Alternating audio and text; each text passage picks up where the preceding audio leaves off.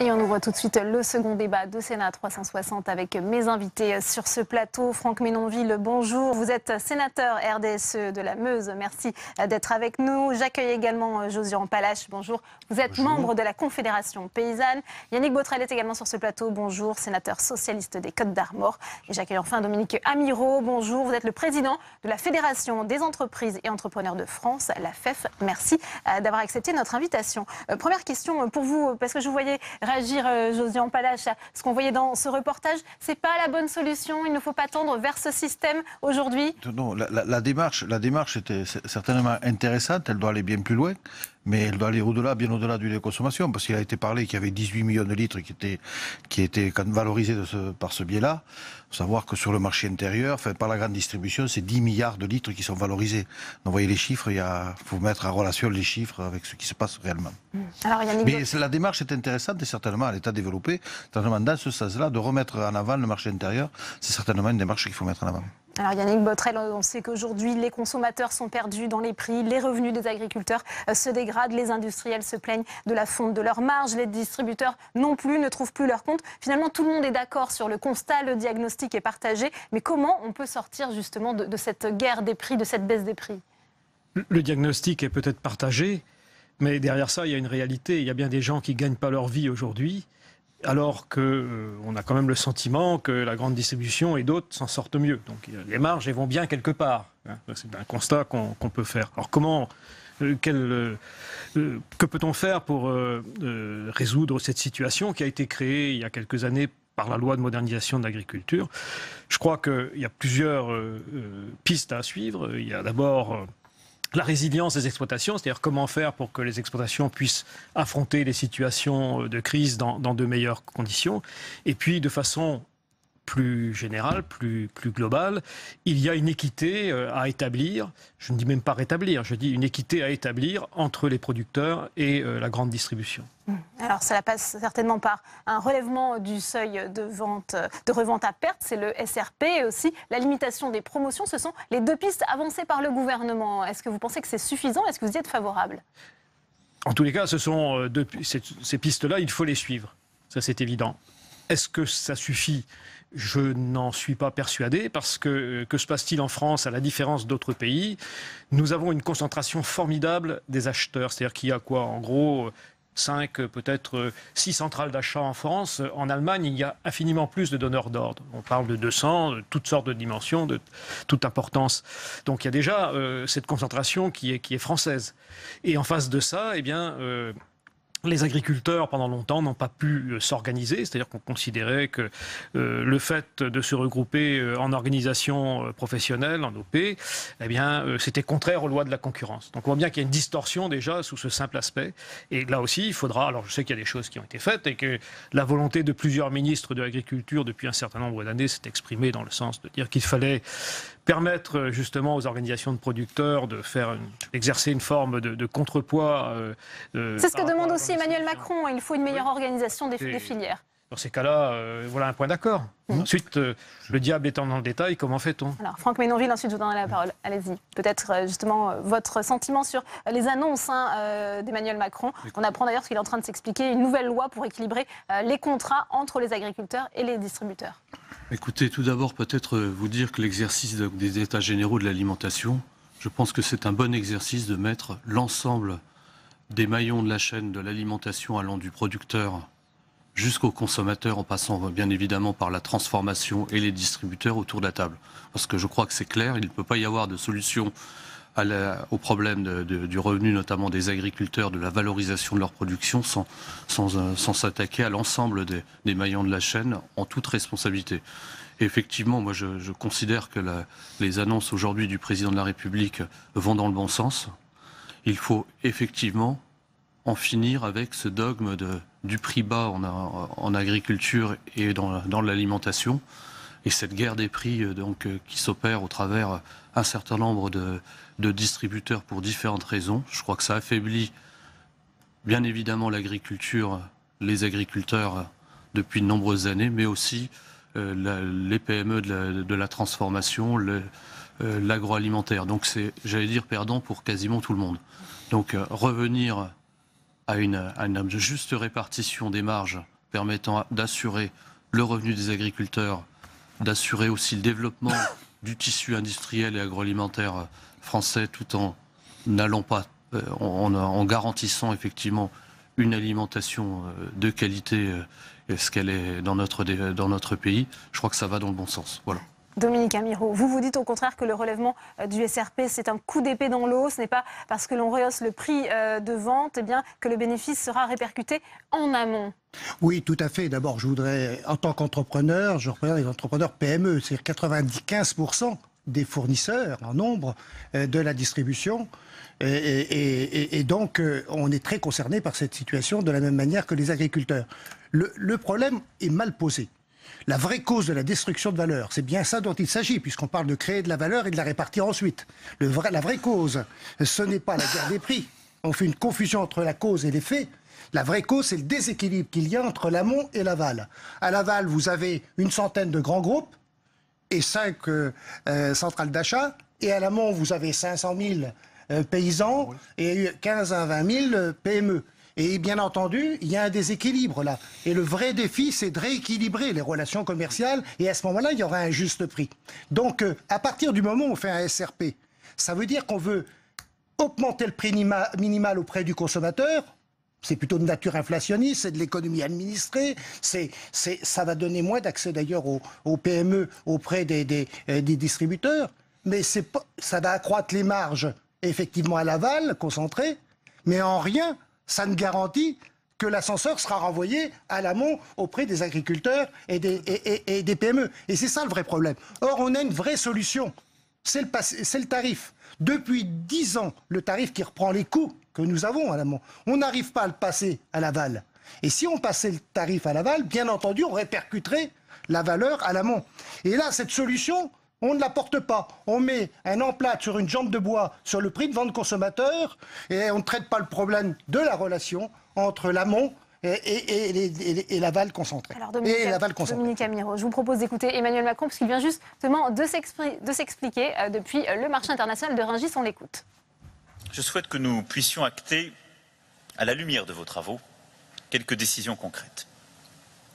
La première, c'est la mise en place d'une contractualisation rénovée avec un contrat qui serait proposé par les agriculteurs et non plus par les acheteurs, ce qui est à ce titre, à mes yeux, fondamental.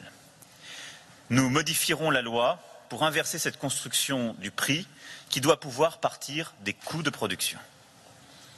Les négociations commencent dans quelques semaines et je souhaite à cet égard un engagement clair de toutes les parties prenantes en ce sens auprès des ministres et sans attendre la loi. Ce qui veut dire que la proposition que vous venez d'énoncer est retenue, elle sera traduite dans la loi, les prix seront construits à partir des coûts de production et que je souhaite que les négociations commerciales qui commencent dès novembre puissent refléter l'esprit de la loi à venir et faire l'objet d'un engagement de toutes les parties à ces négociations sous l'autorité des ministres. José Ampalache, on vient d'entendre le chef de l'État qui plaide pour une contractualisation rénovée qui doit partir des agriculteurs. Oui, alors l'idée de partir du coût de production est certainement une bonne idée. Faire un contrat inversé est certainement potentiellement très dangereux, parce que le contrat, c'est entre deux parties, et le producteur, il pourra bien proposer un contrat si l'acheteur, il veut pas l'acheter, parce qu'il va être éloigné de son circuit de collecte ou autre, et c'est quand même très dangereux, ce système-là.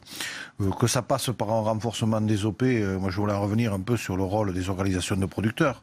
Je dirais que les organisations de producteurs, il y a les formes de coopératives qui sont les formes les plus abouties d'organisations de producteurs, et si elles fonctionnaient, ça se saurait, et elles pratiqueraient des prix différents. Je crois que les organisations de producteurs ne sont comme elles sont au jour d'aujourd'hui, et on voit mal s'il n'y a pas de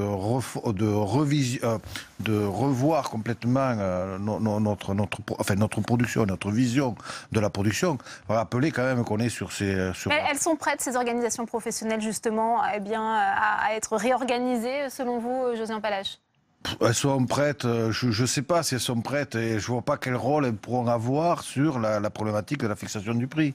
Si on n'arrive pas à vraiment différencier ce qui va sur la valorisation sur le marché intérieur de ce qui part sur le marché mondial, et on peut bien comprendre aussi que la grande distribution, elle ne veut pas servir d'amortisseur sur la volonté d'être sur le marché mondial, qui est un marché qui est difficile à contrôler. Je crois que là aussi, il y a certainement à faire avec la grande distribution, je dirais, de bien clarifier au niveau des productions celles qui vont sur le marché intérieur et celles qui partent à l'international. Certainement, il va y avoir deux prix. Et puis il y a quand même quelque chose, c'est l'occupation du territoire. Ça n'a pas été évoqué dans ces états généraux.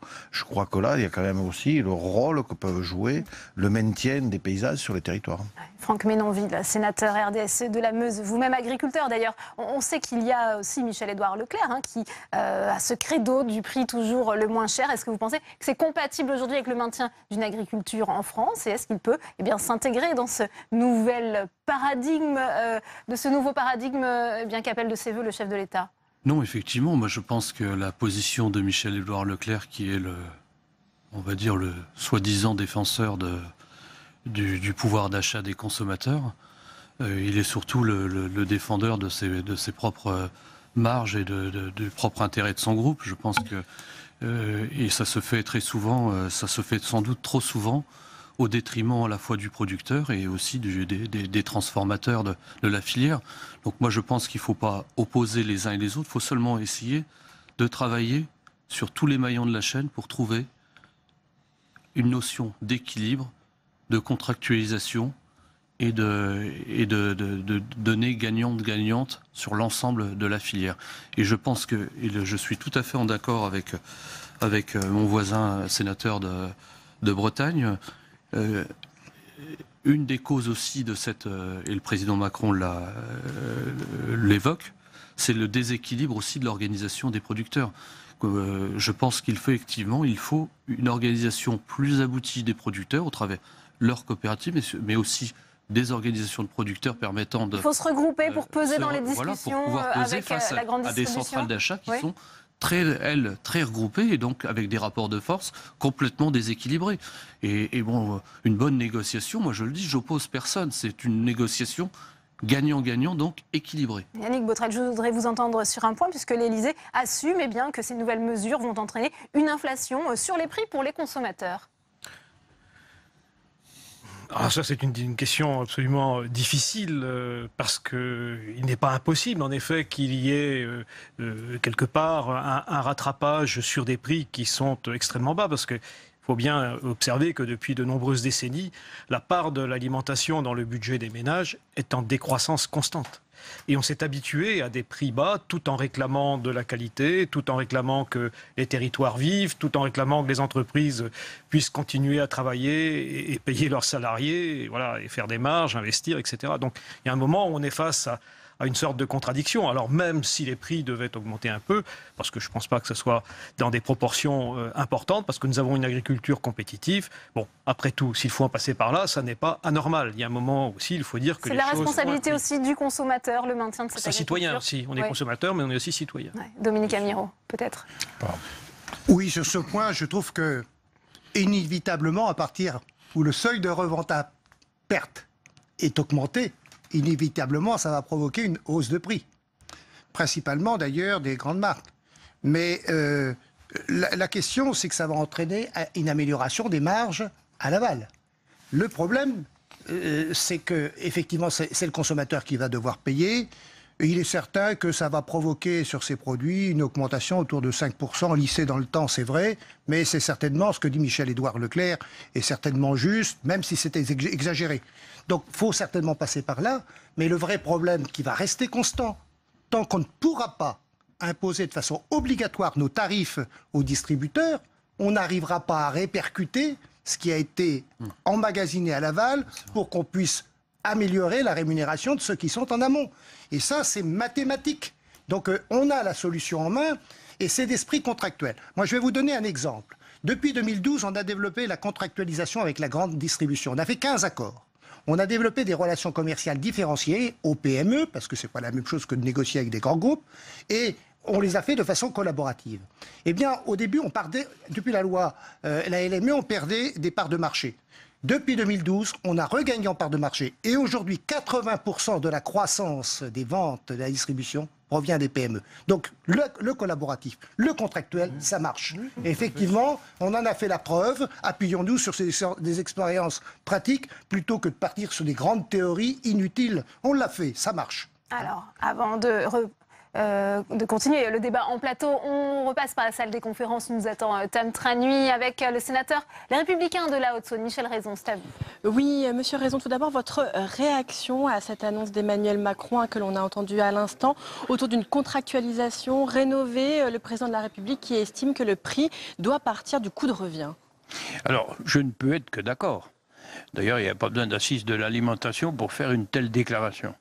Mais maintenant, il faut mettre en application. Donc la contractualisation, je connais, puisque j'étais rapporteur de la loi de modernisation de l'agriculture en 2010, lorsque Bruno Le Maire était ministre de l'Agriculture. Et cette contractualisation, on l'a mise en place en effet très rapidement. On manquait aussi un peu d'organisation de producteurs et elle avait besoin d'apprendre à fonctionner en marchant. Et on s'est aperçu en effet très vite, comme on l'a mis en place très vite, que c'était un peu trop l'acheteur, que ce soit de lait ou d'autres produits, qui faisait sa loi. Donc ce contrat a en effet besoin d'être amélioré. Il ne faut pas non plus qu'on fasse rêver les agriculteurs. Chaque agriculteur ne va pas venir avec son compte d'exploitation et y mettre son coût de production. Parce que ça veut dire que le plus mauvais des mauvais, il tournerait quand même.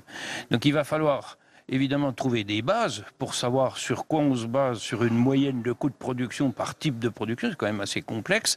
Ça pose des problèmes concrets importants. Non, mais ça ne veut pas dire qu'il ne faut pas le faire. Mais ça veut dire aussi que ça ne peut être aussi qu'un ingrédient du prix final. Parce qu'on ne peut pas nier non plus qu'il y a des cours de produits et qu'on ne va pas être en guerre avec ceux qui achètent et ceux qui transforment. Et ceux qui achètent et qui transforment, ils ont aussi des clients. Est-ce que vous pensez justement que les transformateurs, les distributeurs, dans tout cela, vont pouvoir jouer le jeu, vont jouer le jeu? Alors, jouer le jeu, c'est compliqué, parce que, en finale, alors déjà, le distributeur, c'est pas toujours la grande distribution. Hein. Je rappelle ça parce qu'on parle que de la grande distribution dans le problème agricole. C'est un problème, c'est une... La grande distribution est un problème aujourd'hui. C'est une partie du problème. Parce que d'abord, c'est pas eux qui achètent forcément le blé en direct, c'est pas eux qui vendent tout le lait, c'est pas eux qui vendent toute la viande. Mais c'est un problème, et un problème qui est pratiquement plus moral que législatif, qui est bien connu. J'ai beaucoup travaillé aussi sur ce sujet-là. La grande distribution, ils sont 5 à se faire une guerre énorme sur des prix cassés et ils massacrent leurs fournisseurs. Donc forcément que c'est un problème. Et on ne peut pas uniquement faire un contrat d'un bout en disant on va plus ou moins appliquer le coût de production. Il faut qu'en final, en effet, l'acheteur final puisse jouer le jeu. Et là, ils ne sont pas très honnêtes. Et quand on voit les déclarations que vient de faire Michel-Édouard Leclerc, c'est un scandale. C'est ce qu'on peut appeler, et c'est l'expression de la présidente de la FNSEA, le tyran du prix bas. Et ça fait bien de dire qu'on va faire des prix bas. Pour le consommateur, évidemment, que ça peut être intéressant. Mais il faut calculer différemment. Merci beaucoup, Michel Raison, pour votre réaction. Je vous en prie. Merci à vous, Tam. Josiane Palache, on disait ces états généraux de l'alimentation. Franck Menonville saluait cette initiative. Vous êtes peut-être un peu plus sceptique. Est-ce que vous dites que ça a été biaisé dès le début? Non, je crois... Non, pas sceptique sur le fait que les états généraux, il faut voir les conclusions qui vont sortir. Bon, la première, là, qu'on a vue tout à l'heure, n'est pas spécialement réjouissante. Non, mais sur ces états généraux, je crois que ça a été l'occasion de réunir dans un cadre un peu différent, de différents intervenants des différentes filières, des différents circuits de distribution. Je pense que c'est intéressant. Moi qui suis la filière laitière depuis très longtemps, que ce soit au niveau de France Agrimaire ou même de l'interprofession, on nous a toujours parlé que de marché mondial. Et là, on n'a parlé que du marché intérieur. Et là aussi, je crois que c'est une des causes des gros problèmes qu'il y a dans l'agriculture aujourd'hui française, c'est qu'il y a eu quand même cette agriculture qui a été co-gérée pendant très longtemps par la FNSEA seulement, et qui était sur une vocation exportatrice de l'Europe. Et que le marché intérieur, on ne s'en préoccupait pas. Et d'ailleurs, la fixation du prix du lait, aujourd'hui, elle est encore sur les bases de 96, des fameux accords Le Métayer, et on était encore sur ces bases-là, de voir que c'était les cours mondiaux qui fixaient le prix du lait producteur, et que le marché intérieur, on s'en préoccupait très peu. Il faut savoir quand même que le marché intérieur, sur la production laitière, c'est quand même 70% de la production qui revient sur le marché intérieur. C'est quand même le marché majeur, et c'est pas le marché mondial qui représente moins de 10%. Franck Menonville, on arrive bientôt au terme de ce débat. Est-ce que vous pensez que cette nouvelle manière de prendre en compte le coût de production va enfin permettre d'éviter les crises extrêmes qu'on a pu connaître ces derniers temps? Je pense que ça n'évitera pas toutes les crises, mais je pense que ça peut être aussi un amortisseur sur un certain nombre notamment correspondant aux débouchés intérieurs et un certain nombre de produits transformés, un amortisseur des cours et de la volatilité actuelle. Mais comme l'a dit Michel Raison, je partage d'ailleurs l'essentiel de ses propos. Il y a aussi effectivement des cours mondiaux sur un certain nombre de matières premières. Et c'est tout cela qu'il faut construire. C'est effectivement l'interaction entre des cours, effectivement, ces cours mondiaux qui sont d'une mondiaux, extrême volatilité, mais aussi des marchés intérieurs qu'il nous faut mieux équilibrer, mieux valoriser. Et c'est tout cela qui constituera le revenu des agriculteurs. Et moi, je le lis vraiment, revenu des agriculteurs, mais aussi développement économique de l'ensemble de la filière au travers la transformation, l'agroalimentaire. Le label France est vraiment un label qui pèse et je pense que ça doit être aussi un levier de notre économie au travers l'agriculture, la transformation, l'agroalimentaire. Yannick Botrel, justement, comment on évite d'être confronté à ces cours mondiaux, on le disait, d'une extrême volatilité? Ah ben écoutez, j'ai évoqué le mot résilience des exploitations en tout début de mon propos. En réalité, on voit bien que le coût moyen de production, c'est un coût indicatif. Quand on nous disait qu'il fallait 340 € des 1000 litres de lait au cœur de la crise, il y a des gens à 340 € qui s'en sortaient pas. Oui, c'est sûr. Il y en a d'autres qui, à 280, gagnaient plus leur vie, mais enfin, ne creusaient pas le trou. Donc on voit bien qu'il y a une très grande disparité. Donc les cours mondiaux, si on prend par exemple le soja qui arrive par bateau entier au port de Lorient, il faudrait peut-être qu'on apprenne aussi à s'en passer et donc travailler sur le mode de production dans les exploitations en élevage en particulier. Peut-être avec vous, Dominique. Oui, seulement pour compléter, c'est qu'il faut tenir compte des coûts et des cours agricoles. Il faut tenir compte des deux pour définir des indices sur lesquels il puisse y avoir un accord contractuel, notamment dans le cadre d'interprofessions longues, c'est-à-dire y compris les clients de la distribution, ce qui ne sont pas toujours dans les interprofessions. Il faut que tout le monde soit là, on s'entend sur des cours, et à ce moment-là, on peut fonder nos tarifs sur ces cours-là, et ça, on a tous les mécanismes pour le faire. C'est une question d'état d'esprit, on a tout pour le faire. Moi, je pense que c'est simple, c'est contractuel. On n'attend rien de l'État, c'est à nous de nous débrouiller. Mais il faut qu'on soit dans de bonnes conditions. Moi, j'y crois beaucoup. Vous n'attendez rien de l'État, mais il y aura quand même une nouvelle loi. Oui, je sais pas. Une nouvelle. Vous dites quoi, une loi de plus? Ça doit être la 12e, oui. Je sais plus, depuis 15 ans. Ouais. Eh bien, merci à vous, Dominique Amirault, merci Franck Menonville, merci Josian Palache, merci à Yannick Botrel d'avoir participé à ce débat. C'est la fin de cette édition, merci à vous de l'avoir suivi. À 18h30, on va plus loin, présenté par Rebecca Fitoussi. Très bonne soirée et à demain, 15h.